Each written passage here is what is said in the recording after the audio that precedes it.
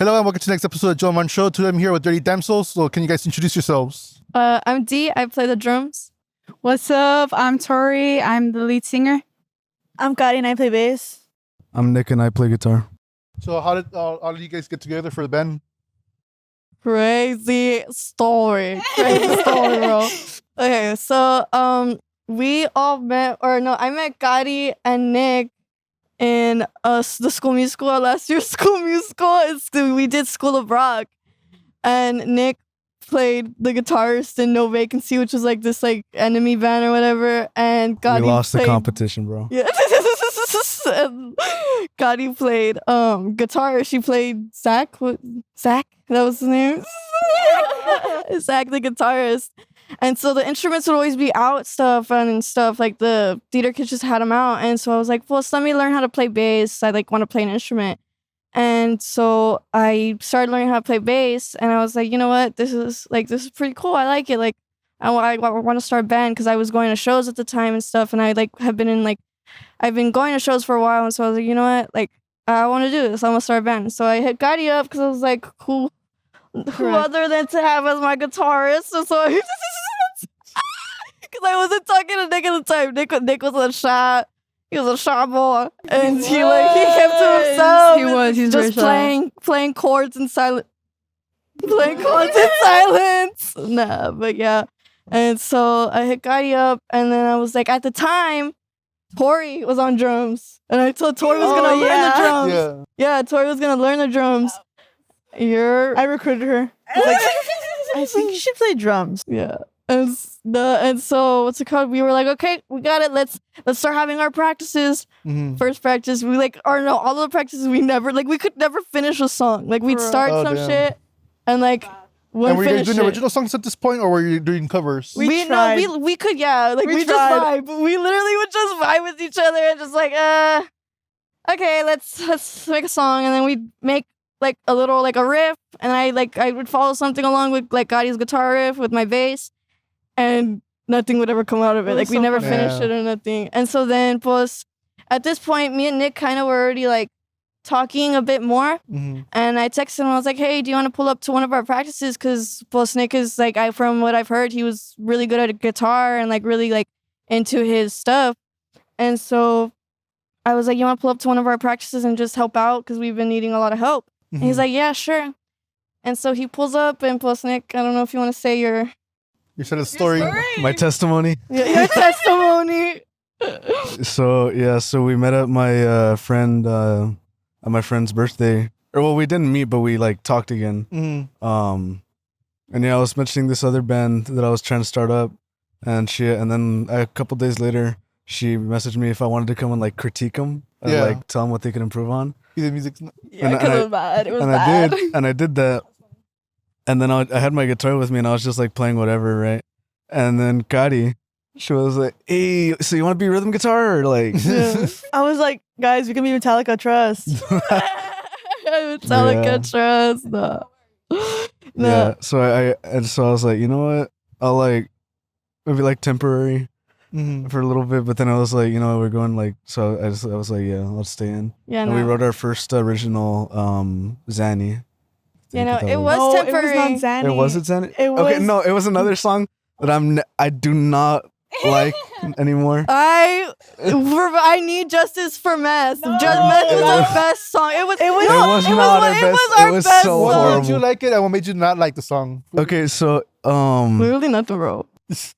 Okay, so there's this musically incorrect. So it was like a triad at the and then the intro was fine, but then the chorus was like just so like it was musically incorrect. It was good. Like the hated it. drums made it better. The drum, like it all the instruments brought it together. So it like you couldn't really you couldn't tell, and it was a hard song. It was like two chords or two things that were totally like opposites from each other. I had justice for Meth. I will forever. But I like the chorus. Us to remaster Meth and bring it back. Yeah. So maybe at some point I'll remaster it, but like as of right now, that is not gonna be on the EP. Bro. It's not being on the EP. It's funny. And as of now, which is all of you guys' favorite song? Like the ones you can really agree to that you guys enjoy the most? I really like Consequences of Tripping. That was probably like the hardest song that I wrote. Really? I don't know. I kind of like Zanny. I don't know. That one, ooh, that one always gets me. I like Zanny. I fucking love. What makes you guys like that song? Because, well, my bass line. My bass line's so good in that one. Like, that's my best work, guys. It is. I love all the instruments in it, but not even that. I don't know. The lyrics, they just, and I like how they all flow. You know what I mean? They flow all nice together, so everything's all nice. There's like some parts where it's just like harmonizing, like just like the instruments, it's like quiet as fuck, and then just like you hear it, and it's really nice. Yeah, I don't know. My favorite one is Acid, our song Acid. Just cause like I wrote the lyrics to that song, and at first I had just come up with like the melody for it. And it was, I remember sending some voice message to because Gotti came up with it. She came up with the guitar thing, like the guitar part on her bass. She was like, yo, Nick, like try playing this like on like your guitar. And he played it and we were like, oh, that sounds good. And so I was like, na na na na. Oh my God. Can I sing it with you? Watermelon carrots, watermelon. And so then I was like in the shower and I was like, yo, this harmony would hit or like this melody would hit. And so I sent a voice message as soon as I get out. And I'm like, y'all, watermelon carrots, watermelon carrots, watermelon carrots, watermelon carrots. And it literally was just those stuck words. with me though. That was like, I had it in my head. Yeah, forever. and so all I needed to do was put in words instead of singing watermelon carrots. But yeah, and so I wrote that song and I don't know, it was a good song. I loved it. I love it. What made you go with these song choices, like for the titles? Oh, They're very specific. Yeah, very specific. Yeah, no, well, when I first started the band, I mean, I was just like very, I don't know, out there, I guess, like very still my like kid kind of way. I mean, I'm still a kid, but like still immature. And oh my God, it's her birthday. Yeah, it's my birthday. No, but what's it called? Yeah, I just was very kiddish and very like immature, and I just like, oh, these like let's just make our whole EP like drug titles, and we'll name the EP like addiction something, or like the first actual like what I had in mind was like, oh, yes, Mom, I still have brain cells left. Like I wanted that to incorporate, some part of that into the EP.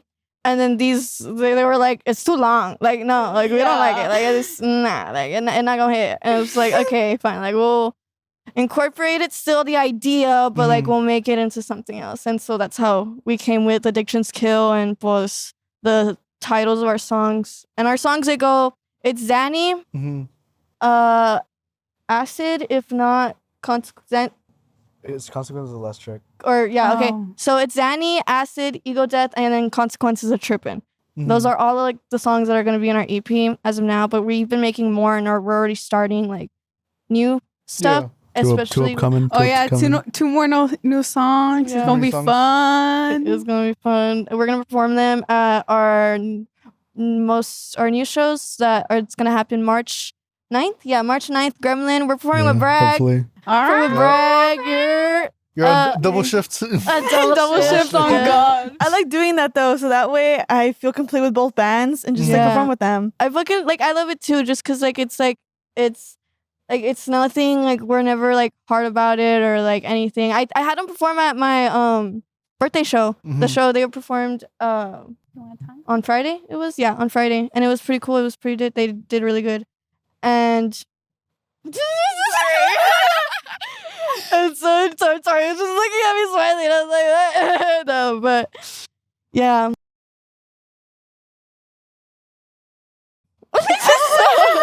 And so I mean, it happens a lot in the scene. Like you see the same people in different bands. I mean, one of the big examples, like for me, like when I was like getting into the scene was Izzy, where he's in Glare, Riley, and Worst Behavior. So yeah, people that's make it work. Insane. Like, yeah, it's like I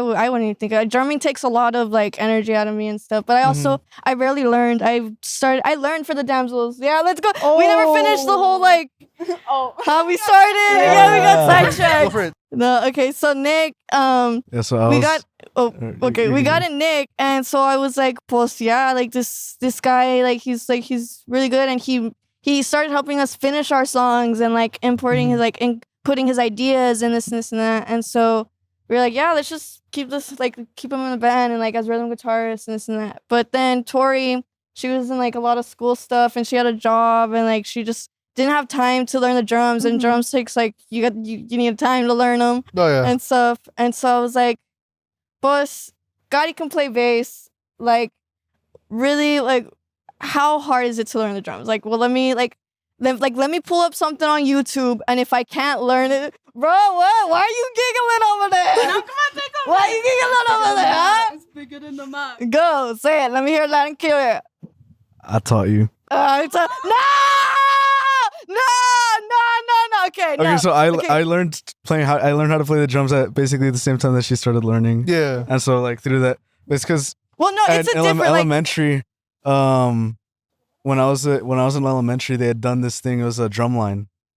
And so I was that young. Yeah. So when I was like, I want to say like maybe 10. Mm-hmm. That's when I started like learning like how to like do like drum rolls and all that. Yeah. And so then like when we started doing all damsels, I was like, I'll start trying to also learn. Yeah. Yeah. And no, when I put on a YouTube video and I was like, let's see how long, like if I can learn this beat, then I will full on dedicate myself to learning the drums for our band. And if not, then we'll find a drummer. We'll find a drummer and like if we have to and make this like a big ass band or whatever, some Slipknot, Slow down. And so I put on, I forgot who it was, but that man, best drum teacher. He literally like, I learned within like an hour, like not like obviously to the full extent I am at now, but like just getting the whole like, oh, tempo, this is how you do this. This is how you like just playing a beat in general. The basics. Like was from him. I learned in like within an hour because of him.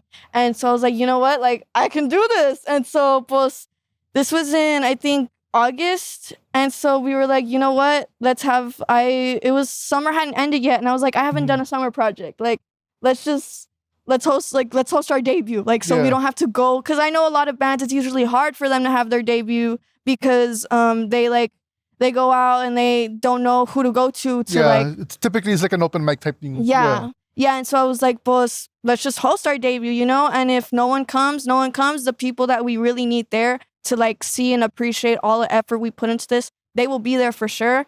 And that's all like that's enough for me, Yeah. And so I hosted it. I got the word out there. I got Shattered Stories, Havrat,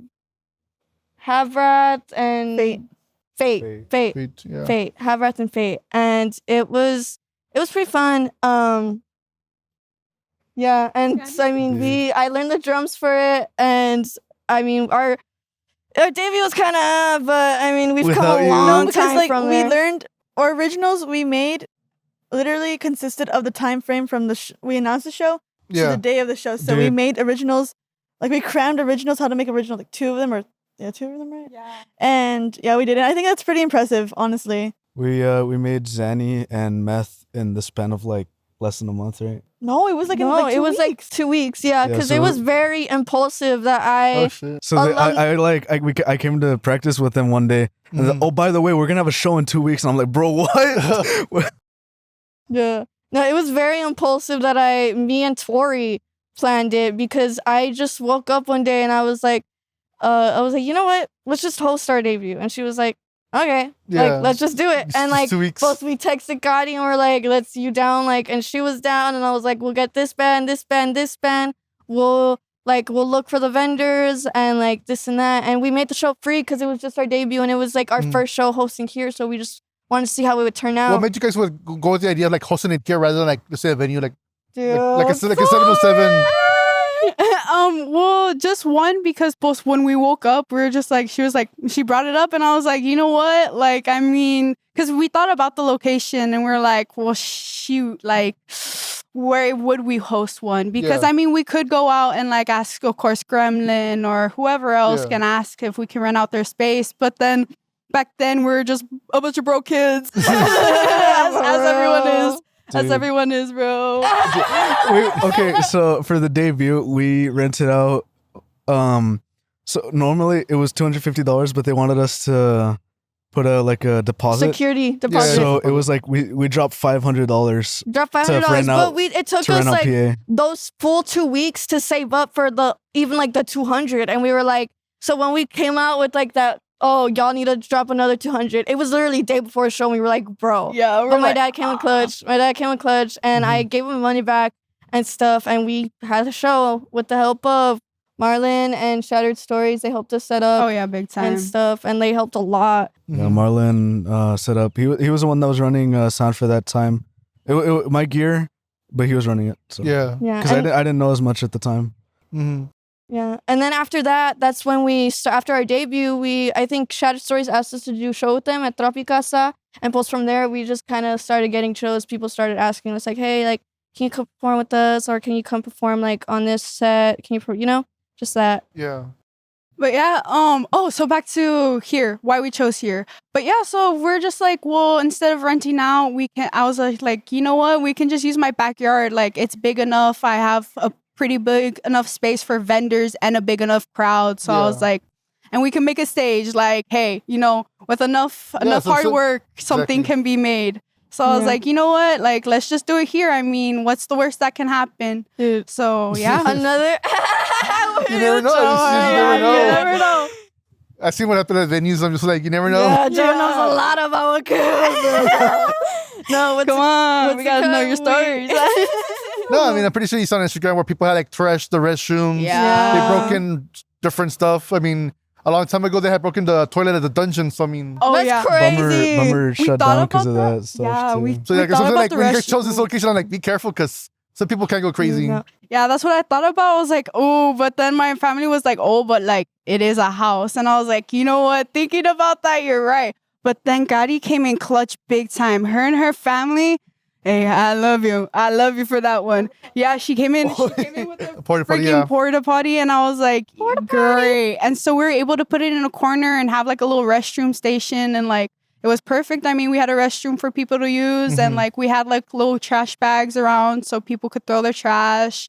But yeah, and we had lighting and everything. So I mean, thank God she got that lighting. Oh yeah, I looked online just to buy some lights. I bought new lights, like, cause I when we first hosted Cariños, it was it really was like off the bat, like we did not know what we were doing, and we were just going like based off of like the only small things we did know, and then the shows we've been going to. Cause like I said, like we got all of this and all the like these ideas from me and Tori going to shows when we were like young and when we were like 15, 14. Yeah. And so I remember that's why me and Tori, when we were 14, 15, we would tell each other like, oh, we should host a show. We should plan a show of our own. Like, we can do it like in my backyard, or we can do it in your backyard. We'd always talk about it, but it was never anything serious. And then for us, like a few years later, now we're 18 and we're like hosting shows of our own, like actually, and it's like crazy. It's like really nice, like just to see and have it all come together and have it be like, I'm really grateful for all of it.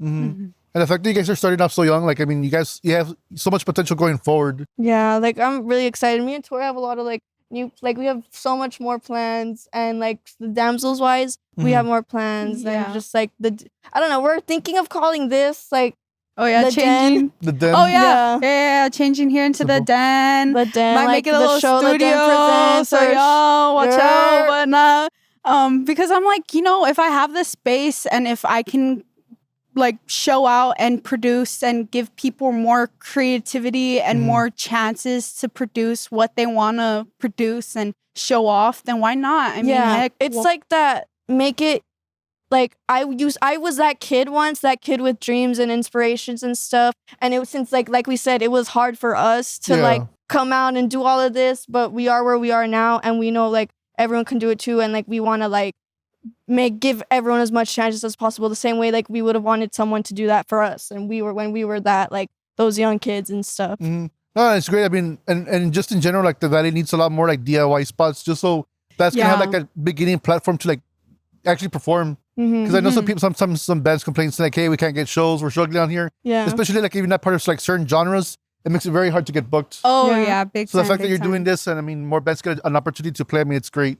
Yeah, so hopefully that account will be popping up soon, y'all. So if y'all want to check that out, if y'all want to DM and book a spot and just have a performance or a show here, just DM. Or if not, you can DM my Instagram at Torborg or Tor_Borg. If y'all are, if anyone's interested. Account. Yeah, or the Damsels, Dirty Damsels account, of course. But yeah. So, but I just want to spread as much creativity in the valley as I can, because that's what matters here. Like, especially with how like not shown off the valley is. It's very hard. You have to be big and work hard. Yeah, it's not gonna be easy. Yeah, it's not. Like you have to be dedicated to it. So it's like I want to be dedicated and show like, it's possible, you can do it. Like the valley can be big, the valley can be known for stuff. Yeah, and there are like, it's really hard. Like there's so many times where I've been like, I'm giving up. Like I'm not doing this anymore, y'all. Find another drummer, find someone better, this and that. But this one, he tells me, he's like, no, like you got it. You just need to like calm down, balance yourself, and like you got this, And then post like 10 minutes later, I'm like, I got to be down, and he's like, boy, you wanted to quit. Or he's like, and you wanted to stop. Last time that happened, it happened twice, but the first time it happened it wasn't too long ago, and then we got a DM on the Damsels account asking us to play with the Gremlin from Red Star. Yeah. So that was cool. Yeah, it's I was like, I told you, bro. Yeah, sign from God. It's crazy. It's like there are a lot of moments like that, but it's like is in that very what we mean when we say it's hard. It's not just that it's hard, like, oh, it's hard to get shows. It's hard to get the instruments and stuff. No, it's also hard to like keep the motivation for the love of like the scene, and like keep the love in your heart and remember why you're doing this in the first place and stuff. So that brings up the next question. Why are you guys in the band? What's your ultimate goal with the band? What are you guys aiming for? I'll think about this one. Chocolate! Oh. Let me think about this one.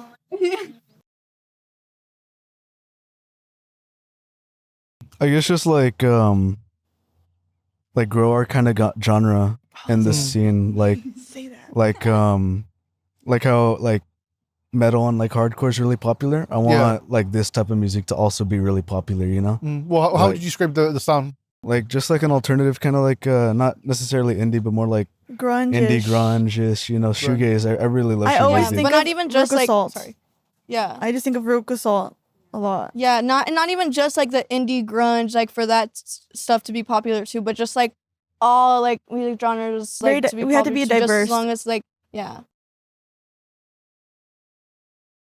But yeah, like when Nikki said, both hopefully to expand our music, because it is true. Like, not saying it's a bad thing to have in the valley. Of course, metal is beautiful, rock is beautiful. Of course, every type of music is beautiful. But then again, it has become a very popular thing in the valley. So it is very hard for other bands to come out and outshine, and like be popular or be well known. At least it's very difficult because places are like, oh well, we want whatever draws in the most crowds, and of course heavy metal draws in crowds, but it's also like, then again, don't forget about the underdogs, you know what I mean?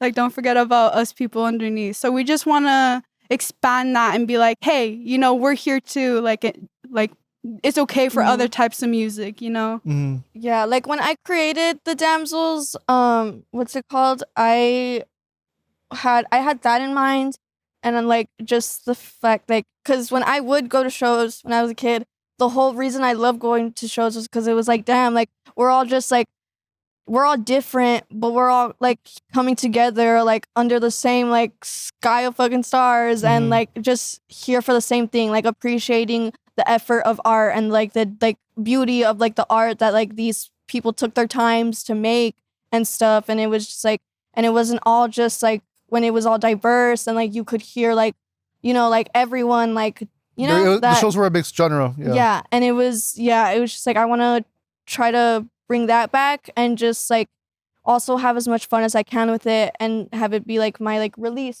because like, you want to let loose every once in a while, and we can't really do that, especially with like things going on in our lives and like things like that we need to like overcome and stuff. So I feel the shows and the music is a good way to like just release it out and let it all out through there, and it usually creates something very beautiful. No, yeah, it's a great form of escapism. I mean, a lot of times we go through different stuff in life, whether it be like work, school, a bunch of different stress, and I mean, this is like one of the few moments where you can like be with friends and hang out, talk, and just enjoy music.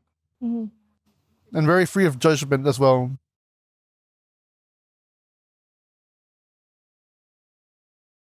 Yeah, it's like a big thing. People just talking about bands and stuff. Like for us, we really don't care what people have to say, and we just do what we do. So we love doing, like just showing off our skills and stuff. Yeah. And we feel complete with our sound and stuff. And we just need to keep at it and keep the drive that we have right now. Yeah. And do you have like an estimated time like when that EP's gonna drop or no? Probably maybe sometime in March, if not for sure at the beginning of April. April. Yeah, late March, early April. We already have vocals recorded. Right now we're just in the process of like mixing and mastering. Now we're just like mastering everything, yeah. And how do you guys feel about that? it's crazy listening back to all the songs and seeing where we started, because we created the songs like I said under all the impulsiveness of the show and stuff of like Guardian Squilados, which is the show we hosted at our debut, and it's crazy listening to it and being like, dang, like I've come so far as a drummer, because like back then when I was barely learning, I was doing like simple beats and like I thought I was like, oh, I'm done learning, you know, and like I'm still learning and stuff, and it's crazy just hearing and seeing how far we've come and how much we've changed, especially like. Yeah, that was Zanny was one of the impulsive songs. Yeah. And when we were recording it and I listened to it back, I was like, dang, I wrote that. It's like, you know. For real. It was honestly really surprising. It's crazy because we were babies. I mean, we're really not into like Nick played like 1 or 2 shows. Yeah, I debuted at the Gremlin, but that was like my first show, and that was like And for after me, that I hadn't really done any more shows, you know. For me, my show was theater. Yeah, and then we were babies, and then Dee and Tori were like not like musically in that like yet. Yeah, no, me and Tori were not playing instruments at all. I did not play any instruments before this, which is still crazy to me. Because I remember telling them, I would tell Tori all the time, I don't know how you're learning the drums, dude. I could never play the drums. I would tell her all the time, I could never play the drums. And it's crazy to see how far I am now. Like, oh, now I can like do so much stuff. Do you compare like the demos you had from back then, or like you had like the actual recordings from back then compared to like right now? My drumming, I do. I have some recordings. It's a good laugh.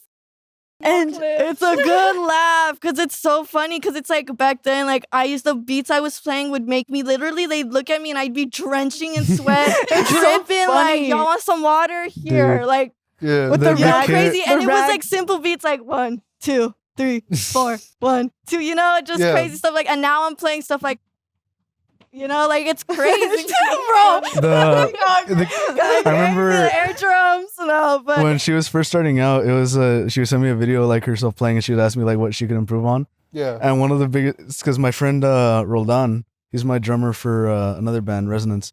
We shout out. Shout out to Rolly. I sent him the video because I at the time I wasn't sure either. And she was like, bro, you need to tune that kit like right now.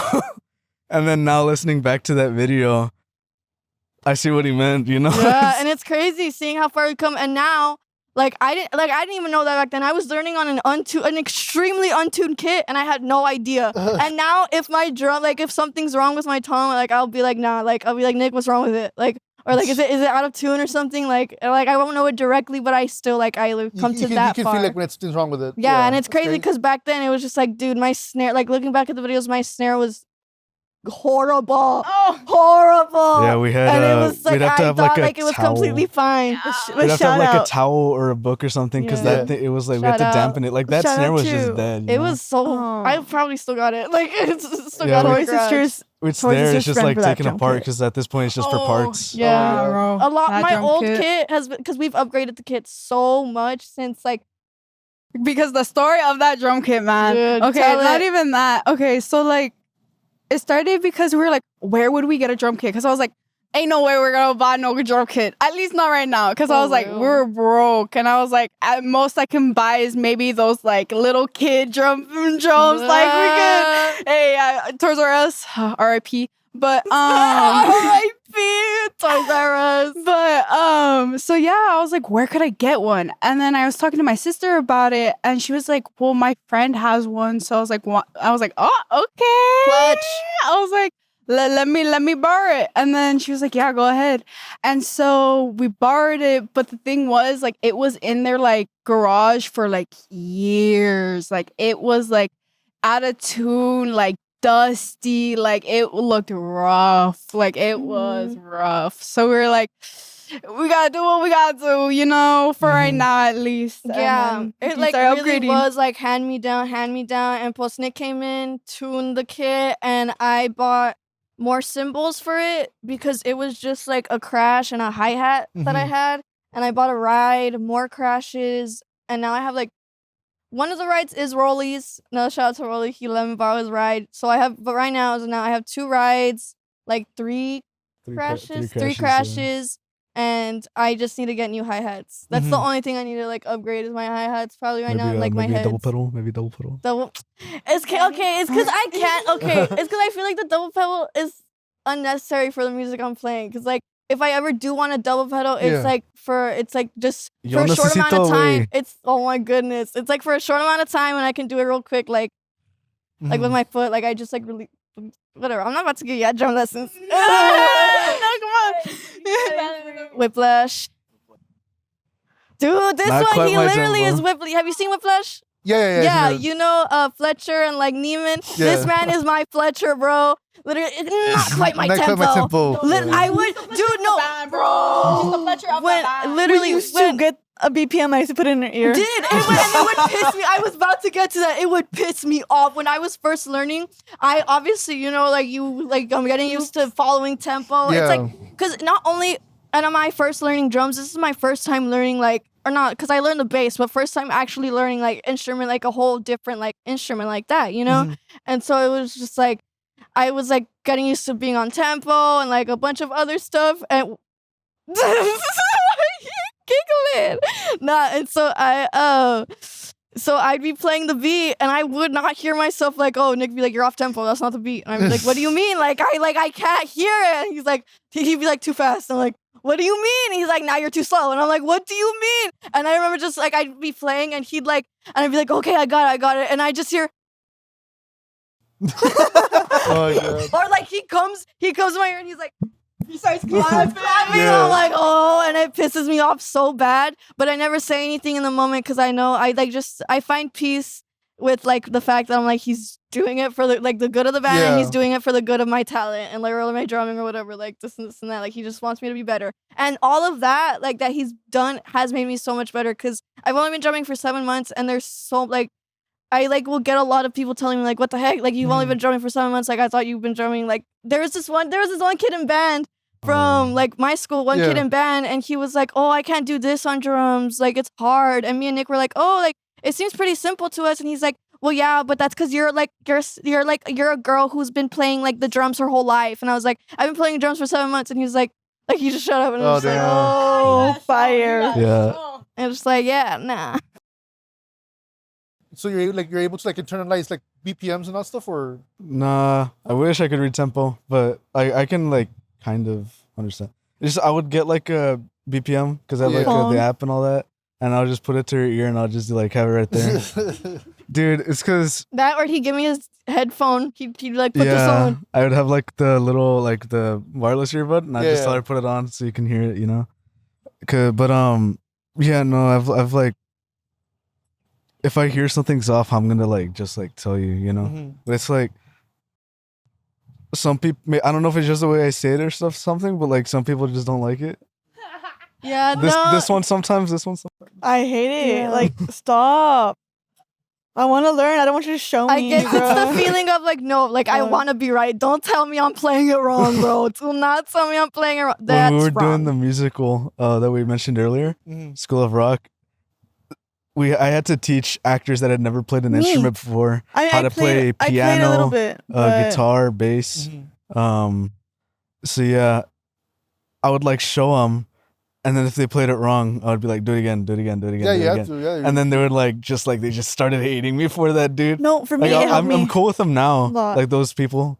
But it was like before then, like they all were like, dude. Yeah, and it really is just a whole like ego thing. And that comes into our whole EP as well. Like making the EP, I wanted the songs at least to be about like killing your like ego, and the album being like a whole message about how ego really is like an enemy of like the world right now, because a lot of the things, like the bad things that are happening, is just stuff that's like rooted in ego and stuff, and all the bad things that like happen in like your life and stuff is because it's just your ego that's mad at it, or it's like stuff like that. And coming back to that, it really is just usually that it's just like, oh, like don't tell me I'm playing it wrong, because I don't want to be told like I'm wrong. And that's ego. So it's like, yeah, it's pretty deep. No, it is. I mean, the truth. We are often our own worst enemy when it comes to that kind of stuff. Yeah, and so that's what I wanted to make the like whole EP about. And like me and Tori, we got to working on lyrics together. And now Tori's been like pretty much like writing like by herself, and like, sorry, I gotta focus on the drums. Yeah. That too. It's crazy. My beats, like, since like playing the old songs, I'm like, damn, this is easy. Like I like find it like that. Like I can do them real quick, And now I try to make up like new beats for our songs, and I'm playing like our new songs. And I'm like, I get so tired so quick, because I'm like, dang, like I've like really upgraded like a level that I'm like actually like be like, you're challenging yourself basically. Yeah. What about the rest of y'all? Like, how do you feel about your instruments and like how you've been playing and all that stuff? I feel like I improved a lot, like especially ever since the start of like when we did the musical. I wasn't good. I'll tell you that right now. Like I had an ear, and I can tell when something's off, but I wasn't that great. I could play, but it really got me like learning like more stuff, like soloing, scales, improvisation, because like we didn't have sheet music, and they're like songs that they've never been like put on like music or like tablature or anything. So I had to learn it all by ear, and so that really helped me out too, like learning all those. I always learned to hear all the songs and like learn them by ear. Not only has he grown like with his instrument, he's grown like socially a lot. Like we're like just like very much like within all of this, doing the shows and stuff. Because like I said, Nick used to be just like was all quiet. He was just playing chords, whatever. Like we told him whenever we told him, and he was just like real quiet and stuff. And plus, more over time, we like just he's a singer now. Joking around with him. He's a singer now. Yeah. Oh, now he's singing. Yeah, now he's singing. He went from last year not talking, like, and I'm still like I'm so proud of this. Like every time, and like I tell like all of my friends this, and it's just like because his whole Resonance, that's his other band. Shout out to Resonance. But what's it called? And so, he was like, yeah, we just need a singer, this and that, and I was just like, oh, pues like why don't you like try go looking in like the choir, like see if you find any boys who are willing to sing or any girls, He was like, yeah. And I was like, if not, like, you learn to sing, And he was like, nah. He's like, I don't know. Like, I was like, I don't know if I could. And I was like, boss, like, like put on some songs that you really like, sing along to them until you think you sound good, and keep working like that. And now this man is like singing. He's like really good. Like, yeah. How's that experience? I'm all right. It's interesting because like before, like something my mom would always also tell me is that you can sing. Yeah. You just don't want to. Yeah. Like in 6th grade, we had this talent show, and I played "Wish You Were Here," Pink Floyd, and I sung it too, but that was like 6th grade. Cute. And I was like, and my mom would always bring that up, and I was like, bro, that was 6th grade. I'm like, I'm older now. Were you musically inclined since the beginning, or you kind of like got pushed into that? No. So, like I said earlier, the drumline, that was like my first, not my first introduction of it, but like I've always been like interested in music. Like my favorite class when I was in elementary is that like every week we would be put in music class instead of PE. And that was my favorite time because I loved music, I'll sing you a tune. And then around like 4th or 5th grade, I started getting into more like rock, like Metallica, Pink Floyd, 80s kind of stuff too. Dad rock, basically. I was really into dad rock. And then recently I started getting into more like other genres, shoegaze. Like I really like shoegaze. I really like shoegaze. Emo too. Emo too. Emo. Yeah. Emo. But yeah. Did you say emo? Yeah. Que vivan los emos. Emos. Viva los emos. And out of curiosity, what got you guys into rock? Because normally, like when you think of like younger people, you think of like pop, rock, not rock, R&B, rap, and all that stuff. Like what's like the more popular genres, country. Yeah, no, what got me into like the music that I listen to now and all of this was definitely my childhood, where I grew up. My dad and my mom, I got all the rock from my mom's side, all the like either Nirvana, the No Doubt, like all of that. I got it from my mom. And from my dad, I really just got a bunch of old rap like Tupac, Biggie, Outkast, The Tribe Called Quest. But it was my mom that really got me into like into the rock area. Yes, my dad was like really into like alternative stuff too. Not like he really liked like synth kind of stuff, like Pink Floyd, Depeche Mode, you know. Okay. Yeah, so that's why I really liked Pink Floyd from like the start. The Wall was my favorite album at the start, and then I went on and I started finding more stuff, and my mom was like more like Metallica, Poison, you know, that type of stuff, you know. Hair metal, she was like hair metal, 80s rock, 90s rock, Nirvana, and my dad was more like synth kind of stuff, but he hated 80s type of stuff. So yeah, that's it, kind of like both worlds, and then it just like went into like, you know, I ended up liking both, and then I went my own way, and then I tried like putting my mom on something. And she'll like, that's too heavy for me. Like I tried putting my mom on Glare, and she was like, that's too heavy for you. That's too Not Glare. Hey, per though, they be good. But you know, especially bro. Nah, my mama, I love my mama, but she did not put me on metal. Dang. She did not put me on rock. Country. I love my mama, but yeah, my mama, my country. She loves country music, and I do too. I mean, hey, you know, if I can start a little side thing of me becoming a country singer, I mean, shit. Okay. But, no, but yeah. I mean, even like popular artists, like I think wasn't it Beyonce? Like she's doing like a country album as well. Oh yeah, her Texas album. Oh, Yeah. Lana Del Rey. Oh Lana yeah, Del Lana Rey, Del Rey she's doing a too. country- She's yeah, so doing I her mean- little cowboy era. But so yeah.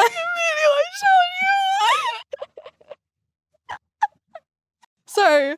But so yeah, so it was my dad mostly who showed me metal and rock. So I was like, you know, like this is really good. Like, you know, I like the headbangers. Like I kind of rock with the emos. Yeah, I was like, I gotta gotta the emos. take this. But what's happening to me? I'm transforming. Just start moshing. Just start swinging on my dad's. No, just crowd kill him. But yeah, so and ever since then, I mean, and then D has like shown me a lot of her music, a lot. So growing up with that, and I was like, you know, like this is actually pretty dope. Like I wouldn't mind like going into this if you know, every kid's little dream becoming a famous singer or something like that. I was like, you know, if this ever becomes, I wouldn't mind joining this genre. You talk, because I know we talked all about our instruments, like, and how like we've come with the Scotty go and then you go because. Wait, let me talk about the music first because this is like huge. Okay. Yeah. So for me, my parents did not show me anything. I was forced to learn everything myself.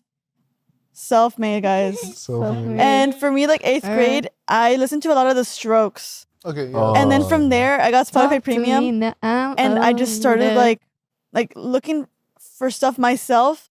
And then eventually, I discovered Pantera, Metallica, and I was like, and Megadeth, and I was like, oh, this is fire.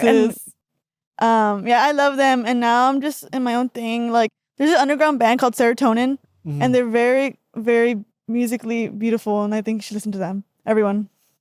But yeah, I was self-made, so. My mom did show me Pink Floyd a lot, like The Wall, that album, and Dawkins. Those bands, like she really showed it to me. And yeah, like for me, my dad's just country, like corridos. Yeah. He's a ranchero at heart. And but yeah, and then for the instrument, with my bass playing, I only started playing bass last year in the ends and beginnings of February, ends of January, beginnings of February, and I was just learning. I mean, I didn't know guitar, but then once I started playing bass, I was like, "Sorry, guitar, I have to replace you now." But recently, like I've been playing a lot of guitar. I was forced to since I had my equipment somewhere else. And I was just getting on my guitar and playing again. But I have developed a lot of confidence with playing because my mom used to film me playing and I used to be really awkward. Really awkward. I'd just be standing there like playing. I was so focused on playing what I was playing. I didn't really focus on stage presence until I saw those videos and started playing more, like going to shows and stuff. I had to put that aside, my awkwardness, and just bring out the confidence and give people what they want, a show. Yeah. Because it's really important to also put on a show with what you're playing too, because, well, they're paying.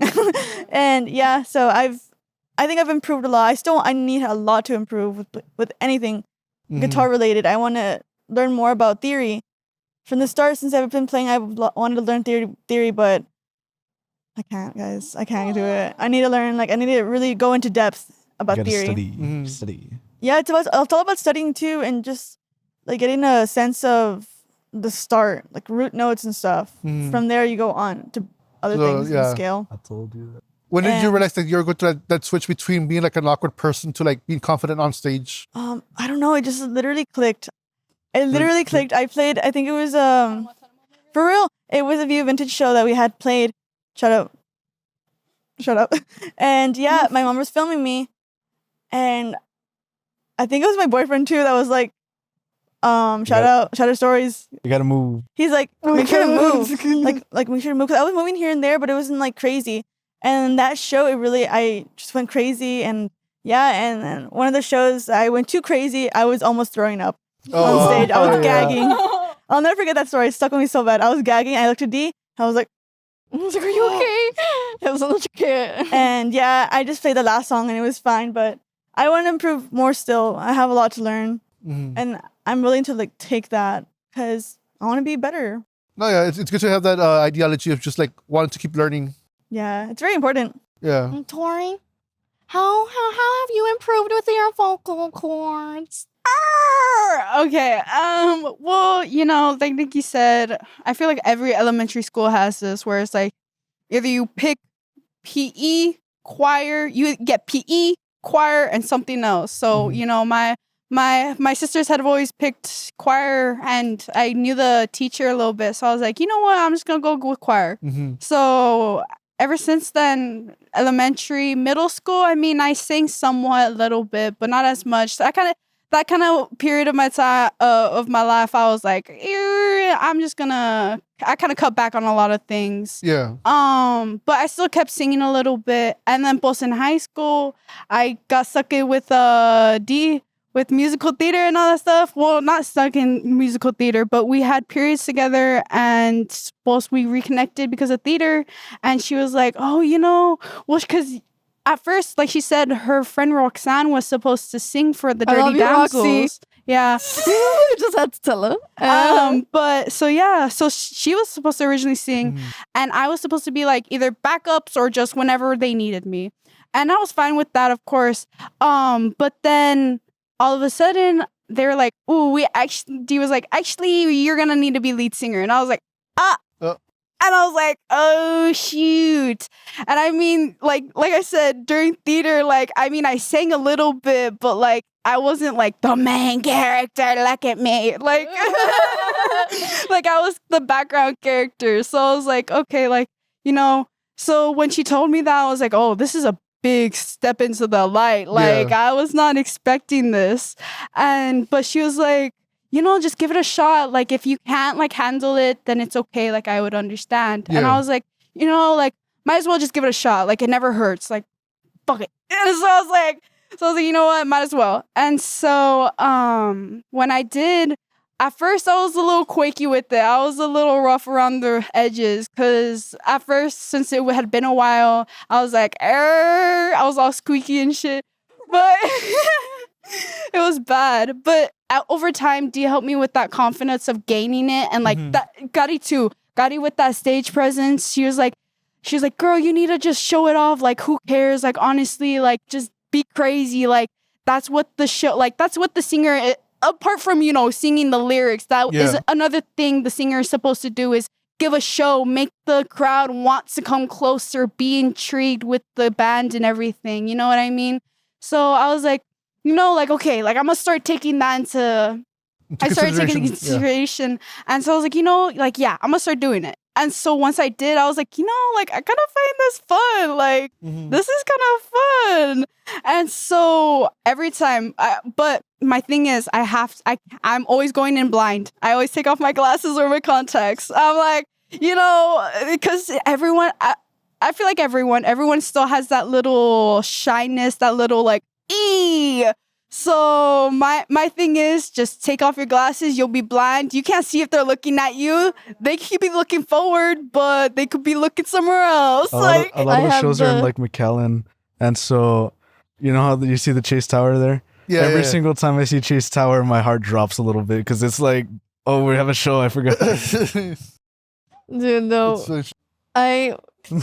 Did you look into anybody like for your inspiration for like your stage presence or no? Like, did you look into certain artists? Well, it's because Gotti gave me a lot of examples. Look. Okay. Well, for Tori, you want to tell them or do you want to talk about mine or? You go first. Okay. So for me, obviously, Cliff Burton, number 1, and also a lot of Hole, too. Courtney Love goes crazy. Courtney Love. She does. Also, Chris Novoselic, when he smacked himself with the bass. Crazy, yeah. But a lot of Cliff Burton because he headbanged. I saw an interview once where his father was talking about how he would come home with just a lot of back pain. I mean, neck pain and back pain because he would just be headbanging throughout the whole set. And it's like Metallica. They would go, it's a long set. And yeah, so it's just Cliff Novoselic, Chris Novoselic, and then Courtney Love. And yeah. Well, yeah, so she told me to watch those people, and I was like, okay, like, I'll watch a couple of those. I was like, Veruca Salt. This is gonna be a little cringy. This is gonna be a little like, oh, but I'm gonna say it. Bruno Mars was my man. So I'm sorry. He's a very talented person. He's very talented. He can sing. He can dance. He got the moves. So it's like, you know, like I just loved his presence. Like I loved how Bruno Mars was just. I feel like he would be able to capture a crowd. Like his presence is very engaging. So I'm like, you know, like Bruno Mars, I want to be like you. So like I started watching some of his performances a lot more, and I was like, you know, like maybe I can like move around a little bit more, like do something with my hands, like say something else in between the lines, like something that can get the crowd coming and wanting to be with us, you know? Yeah, because I was going to ask if you were going to combine your background in theater with, dancing, like, what's it called? There's another word for dancing. I can't remember right now. Choreography. Combining that with, like, your music, like the rock world. Yeah. Combining it all together. We would have to learn. We would have to learn, like, choreography for theater. Yeah. It's crazy. Also, another thing, guys, sorry, cut you guys off. For me, we actually forgot. I remember. I would practice in the mirror. Before a show, I would practice in the mirror. And I would just like have the songs playing, like our originals. No, I'm so serious. I can't do that. I would have to like practice in the mirror. Like my mom would come in and be like, "Are you okay?" And I'm just like, shh, let me focus. And I would play like our covers that we were gonna cover, and I would just like be in the mirror like. Copy Chris Novoselic whenever he was on, bro. I think for me, well, if we're gonna talk drums, like my inspirations and stuff, it's probably Dave Grohl. I love a lot of Dave Grohl, and just like who else? I think it was Tommy Lee. Is that his name? Tommy Lee from Motley Crue. Yeah, Tommy Lee. Yeah, Tommy Lee. Tommy Lee is another one of my inspirations because I think he's just badass. Like what they would do with their like sets and their presence and stuff. But Hole too, like, but that's more of like as a band wise and not really like just drumming, but like as a band, I like really take a lot of inspiration from Hole and like just Courtney Love because she's like super badass and just like yeah. And going on to the topic of sets, what's been like your best set so far? Like the ones you guys are most proud of, like in terms of shows. The Mean Girls show was really good. It was at 707. No, 707. A lot of our 707 shows, yeah. Mean Girls. What made it so good for you guys? The crowd was like awesome. They were super great. If you have a really good crowd, that it rubs off on you, and you like have a better performance. You know. Yeah. A very interactive crowd. Yeah. Mm-hmm. I love an interactive crowd. When they cheer, when they move closer, when they start swaying, that's when I'm like, okay, I know I'm doing my things right. I'm doing my things right. Mm-hmm. See you bobbing your head. Huh? The Tupac song. I see you bobbing your head. I see you popping your head. And Nick, for you, your inspiration? For stage presence, I don't really have one, but like for guitar, probably like David Gilmour, honestly. Pink Floyd's guitarist. I really What about like Stevie Ray Vaughan? Stevie Ray Vaughan is really good, you know. When we did the first show here, we were playing Without You by the Beach. What are they called? Beach Fossils. No, that's no. Sorry, that was a Beach an AMC Fossils, thing. Sleep Apina, that song go off. I forgot the name of it. So it's called Beach Without You. I played like a little mashup for the intro. I played Lenny by Stevie Ray Vaughan. Yeah. So because it was in the same key, and it sounded really cool. But yeah, Stevie Ray Vaughan, you know, David Gilmour, those are like really, you know, I really like Jimi Hendrix, like his psychedelic stuff. Sorry, you guys. know? It's badass. Yeah. I think one of his nephews plays around here, Stevie Ray Vaughan. So I think his nephew or his cousin. Yeah. I think I know who you're talking about, but I forgot his He name. plays with the Flying Wars. Like he's with Julian. Oh. Yeah, they perform together. The song guy for Wars. Yeah. Yeah, he plays with one of the Stevie Ray's relatives. They play here. Sometimes they play in Austin and all that stuff. So it's Crazy. That's really cool. very interesting how like small like once you like start expanding, the music world's very small, and like you'll bump into For you'll real. bump into people who are like in bigger bands. And it's kind of like, oh shit. In the valley, well, literally everyone knows everyone. Yeah. You find connections like this, or you make friends like this. Everyone knows each other. Yeah. So then like you start meeting people like in bigger bands, and I'm kind of like, oh shit, like you're related to this person. And you're like, yeah. I'm like, cool. It's crazy though. For like Yeah. guitar, but also like sound and stuff. Like I'm really big on like tech stuff. One of my biggest inspirations, honestly, is Alan Parsons. Because he produced engineered.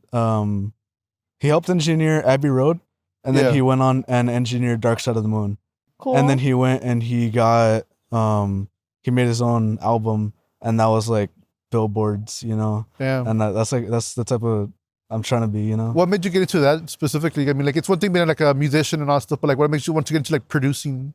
When I was when I first got in like theater, my freshman year, I'd walked in because they were like having like a whole like get together thing. We always do that.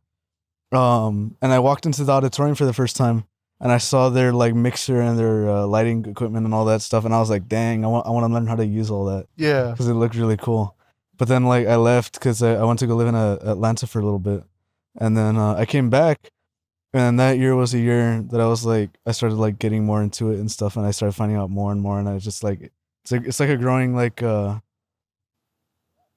growing passion. Passion, yeah. Yeah. It's like you kind of have like gotta have like a drive for that stuff. Like I tried teaching other kids in the theater like how to use that kind of stuff. But they really don't. But they really don't care. It's like I want to learn all that stuff, but it's just kind of like okay, it's for them, you know. That's cool. That is though, like that is a hard thing in the valley, is that it's very split in half.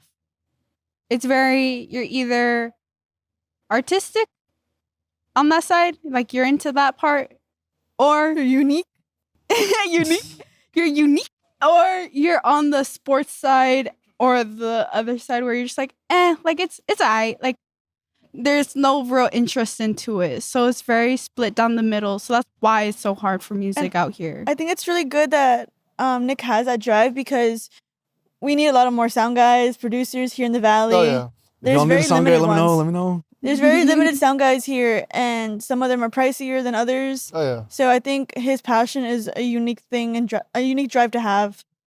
Yeah, I think even just as a band, like you need someone like within the band to be like a producer type person, because of I course. think almost everybody at this point has like a bandmate who does like sound just to make sure everything's correct and make sure things going correct. Yeah, and that again, it's the DIY spirit here. That's much of life. So yeah, it's good. that we got that. I'm glad because my ass would never be able to do that. I think I would get too confused with the sound waves. So I would just be like, it sounds good. It sounds good enough. It's good to me. I don't know what to fix. It's like distorted really bad. That's all you hear in the mics. I'm just like, yeah, sounds good. No, I don't know what's wrong.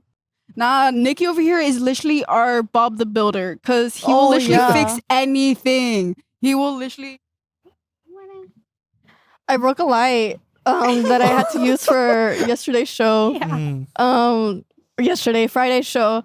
What's it called? I plugged it in to the outlet. I plugged it in the outlet and I took it I was like, oh, it's not turning on. And then I took it out. The plug comes out with only one of the things on, and I was like, bro, is the other one still in the outlet? I was like, what the heck?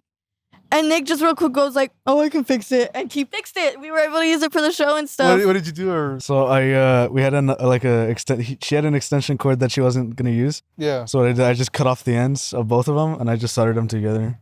Yeah. And it's stuff like that he can do. When I was playing bass, it's the same thing like that. When my wires, my wires inside my input wires and stuff, they got loose and when they cut because of how loose they were from turning and stuff, they split. Yeah. And so I was like, what do I do? I sent it to him. He was like, I can probably fix it, but let me see. And he fixed it. Yeah. So also in theater, we have this system for monitors, and it's in a very back room, and we had a power surge, and that fried one of that fried the amplifiers that powered the monitors. So what I did was I went and I routed a brand new amplifier and all that stuff, and I sent it, and I fixed their monitors in 15 minutes, and charged them. And for real, and you know what our theater director, he was like, I told you how. I was like, bro, no, you did not. I did this myself. Yeah.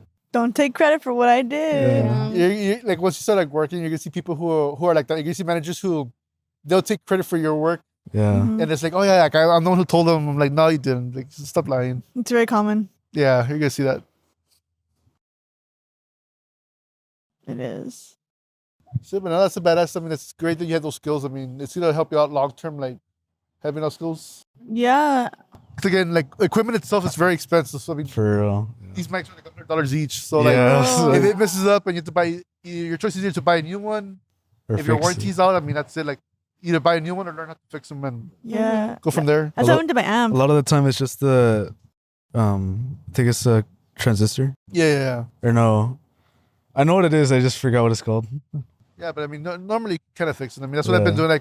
For me, it's more the gaming side where sometimes the controller messes up. Yeah. Tear it apart, just finding out what's wrong with it and then solder. Yeah. Yeah, you save money like that, or just going to again when it comes to popular culture now, people love thrifting. Yeah. So I mean, people do that with clothes. For me, it's more with electronics, where I go to the pawn shops and find something that's maybe not working well. Yeah. And if you can fix it, I mean, you can either sell it or save it. I mean. Yeah. Yeah. Oh.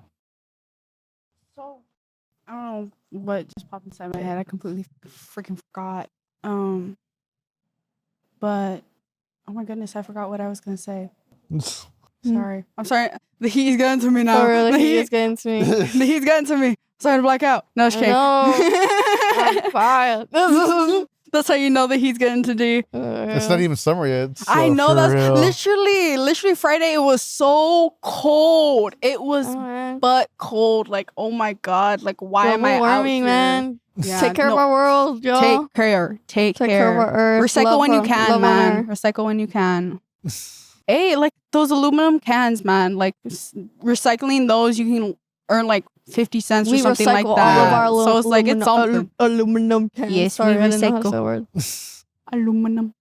But hopefully we have more projects coming out soon. I really hope we are. I mean, as of right so now, far it's coming out good. As of right now, what we're working on is just the EP and both doing our shows and stuff, and making more songs, starting our new album with this new beginning of now that we're more set in our talents and our stuff and what we do and what we're best at doing. So this new album is just gonna be that rooting, while the EP is just hey, this is where we started. This is like just an appreciation to it. These are now officially our worst songs. Like, like that type of thing. Like, hey, this is our EP.